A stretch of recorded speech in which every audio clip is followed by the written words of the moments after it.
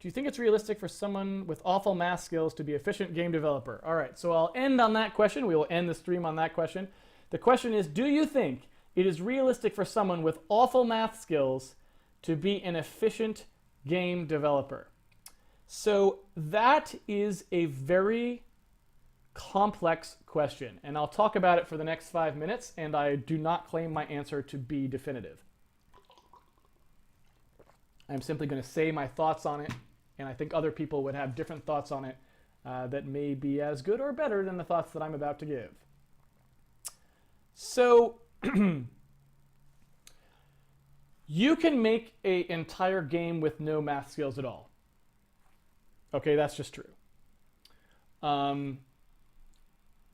It is definitely possible to be a very effective programmer in a lot of areas and not know any math. To give you a very simple example, if you were programming a text adventure, it could be possible to make that entire thing very well and do a good job on it, knowing only enough math to do pointer arithmetic, which is like simple addition and understanding addition and multiplication, basically. So at a base level, I would say that we can start out saying that math is not as required for programming as a lot of people make it out to be. That is true. Second thing, a lot of times, in fact, I was listening to something the other day, I was listening to an NPR story where they were talking about like the history of sort of people in computer science and so on, and they were talking about a bunch of things, and they sort of made this implication. They were talking about people who used to be programmers and stopped, or various types of disciplines and these sorts of things, and they made this very common assumption. The NPR interviewer, someone who doesn't know anything about programming, made this very common assumption. They said that a particular person, referring to when they were a child, was very good at math, so they should have been someone who would be very good at computer science, right? And that's a very common feeling among people. I think they think of those two things as related. Where I probably depart with most people is that I think that that being a good programmer, if you're talking literally about programming, it has almost no relationship to how good you are at math. I think they are completely unrelated. And I say that from my own experience because I was absolutely awful at math throughout my whole time going to school. You would never have called me a star math student by any stretch of the imagination. And the reason for that is because a lot of what determines whether you're good at math, all throughout a large chunk of the math career, is how meticulously you can do things without making mistakes. That's what math almost entirely is from, for your first, I don't know, N years through it. Probably even when you get into college, it's still that way for a long time. Programming, there's no such thing as that.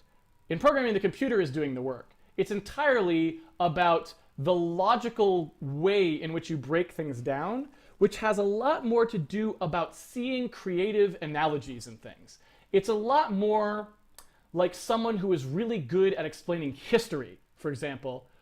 I would peg them as the person who might be better at some of the things in programming. Now, it's not sufficient, certainly, but I'm just saying I wouldn't use math as the primary thing, because math tends to be about very meticulously executing a small number of logical things with a small number of things in play at any given time. That is what you do in math for your first 16 years of math. But programming is about not having to be meticulous, about a huge number of things that are in play. And the more number of things you can remember and keep in play and analogize and compress and compact and reduce into more convenient ways of thinking about them, the better you will be.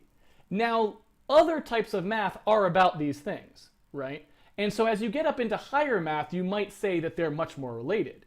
But the kind of math that you experience in high school, in junior high, and lower certainly, and even probably in college, I find to be completely unrelated to programming. They do not feel similar to me in any way. So that's the second thing. Those are the anti-math parts of the thoughts. The things that saying like, I don't know that being good at math really has all that much to do at being good at programming. Now here's the pro math parts. Especially in the realm of graphics and sound, which is a really, really important part. And graphics, I should say physics as well, because graphics and physics are kind of tightly coupled in that way. Graphics, physics, and sound, the degree to which those disciplines, when you code them, lean heavily on mathematics cannot be overstated. There is so much math involved in doing, say, 3D graphics and 3D physics. So much math that if you are uncomfortable with conceptual mathematics, not necessarily computation, but conceptual mathematics, I think it is safe to say you will have an extremely hard time doing those parts of the code. It doesn't mean you couldn't maybe do other parts, but when you get up into there and you start talking about programming a 3D game, even the game code, so not the engine code, but even the game code, like how characters work and stuff like that, even that, it is definitely something where not being comfortable with conceptual mathematics, linear algebra, partial differential equations, basic trigonometry, trying to think of the other sorts of things, basic calculus, obviously. Just understanding those things is crucial to being effective in those disciplines. So while if all you want to do is be a good programmer, I don't know that math comes into it very much. If you want to be a good programmer in games, then unless you pick a very specific subgenre of games that doesn't lean very heavily on any of these sorts of things, like narrative 2D games, maybe, I would say that you will have to get familiar with the math and get comfortable with the math. The good news for people who are afraid of that is, like I said, I was awful at math in high school. I had a very hard time with it. And I taught myself linear algebra out of a book. And I taught myself differential equations to the extent that I even know them at all out of books. I taught myself all the trigonometry that I know now out of books because I forgot most of what I learned in high school or just was bad at it in high school. And what I will point out about that is that when you have two things, A, the motivation to do it, because now you have a game that you want to make and you want to make the game good and you are motivated to learn the math behind these things and not just sitting in a classroom somewhere while somebody talks at you and says things that don't mean anything to you. When you're actually motivated, and two, when you have the computer to lean on to do a lot of the work for you that's the drudge work, meticulous work, it really turns things around in terms of your ability to get better at math. You can also use what's called a computer-aided algebra or computer-aided mathematics. I don't know what they're called usually now, like things like Mathematica or MATLAB, these sorts of things. There's even like a free one, I think, that GNU ships. I don't remember what it's called. But basically, you can even have it help you solve equations if you're the type of person who, once you know how to solve an equation, you still have trouble because you forget the minus sign or whatever. There's even things that can help you with that. And so what I would say is, don't give up hope if you want to be a game programmer and found math very difficult in high school.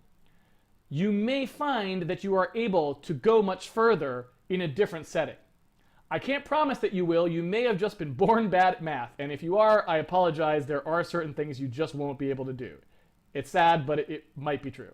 But it may not be true. And so I would definitely give it a good long try. And I think anyone who really puts their mind to it, unless they just somehow were born without any ability to do that concrete thought necessary to do it. But I think if you can learn programming, you've got that enough of a concrete part of the brain that you should be able to learn the math. So what I would say is it's probably going to be more about your determination to do it and less about the impossibility of it. So I would highly recommend saying if that's something you really want to do, use games as a motivation to learn that math, and you will be able, I think, to learn it in that setting if you really put your mind to it and dedicate several months to practice, even if you couldn't do it in school. Because I had a horrible time in school and I hated math in high school.